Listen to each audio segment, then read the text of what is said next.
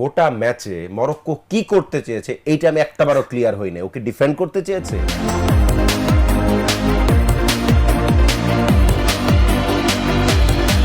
মানে আমরা যেটা ভেবেছি মরক্কো অনেক ভালো করবে আসলে, স্পেশালি ডিফেন্ডিং ট্রানজিশনে, অ্যাটাকিং ট্রানজিশনে, এটা নিয়ে আমরা কথা বলেছি, কিন্তু আসলে সেভাবে তারা তাদেরকে ইমপ্লিমেন্ট করতে পারে। আমার পার্সোনাল অপিনিয়ন হচ্ছে গোটা ম্যাচে মরক্কো কি করতে চেয়েছে এইটা আমি একটাবারও ক্লিয়ার হই না। ওকে ডিফেন্ড করতে চেয়েছে, ওকে ট্রানজিশনাল প্লেতে নাকি অ্যাটাকিং। হ্যাঁ, দেখেন বেশ কয়েকবার আশরাফ হাকিমির যে পেস আমরা ওকে যেভাবে চিনি, ও যদি একবার ধরেন বল উইন করে ফেলে, তারপরে যে সে আপনার সাইড লাইনটা ধরে যেইভাবে আগায় যায় সেটা দেখলাম না। পাসগুলা অনেকটাই আপনার স্কোয়ার পাস করার চেষ্টা করলো, মিডফিল্ডে অনেক ছোট ছোট পাস খেলো নিজেদের এরিয়ার ভেতরে, দেখে মনে হচ্ছিল না আসলে আপনার মরক্কো একটা জিনিস করার চেষ্টা করেছিল, স্পেশালি ব্রাহিম দিয়াজ, যে কিনা আসলে বারবার পেনিট্রেট করার চেষ্টা করতেছিল, দুইবার তার পেনিট্রেশন ভালো করে গিয়েছে, কোনো সাপোর্ট নাই, আশেপাশে কেউ নাই।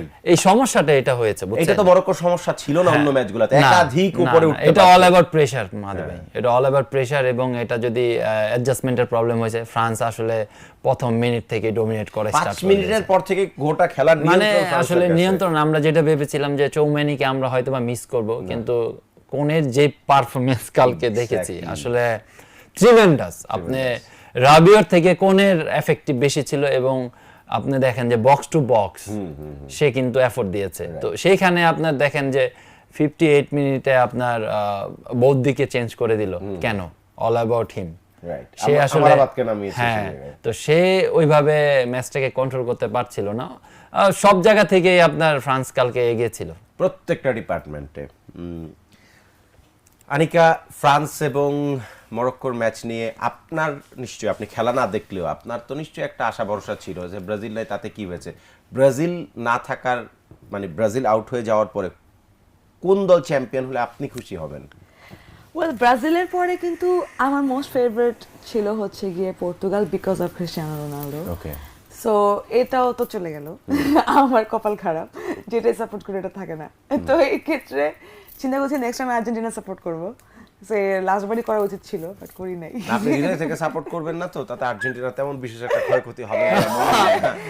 এরপরে France is my favourite team too, because of Mbappe. এবং এটা খুব কালকে সবাই একটু বলছিল যে না মেবি মরক্কো জিতবে, ফ্রান্স জিতবে না, বাট আই ফেল্ট লাইক যে নো, মানে সামহাউ ফ্রান্সই জিতবে, because Mbappe is there. So এরকমই আমার মনে হচ্ছে, and this is what happen. Right. এবং এমবাপ্পের মানে এমবাপ্পে একটা পেনাল্টি মিস করেছে এবার মোটামুটি আপনাদের দলের লোক পেনাল্টি মিস করলো কিভাবে জানি না। মেসি ভাই যে পেনাল্টি মিস, মেসি ভাই করলো দুইটা, তাও দুইটা করলো। এমবাপ্পে, মেসি ভাই যেখানে মেরেছে গতকালকে এমবাপ্পে একই জায়গায় মেরেছে, একই এরিয়াতে, একটু নিচে মেরেছে, আরো খারাপ মারছে, আরো খারাপ, আরো দুর্বল।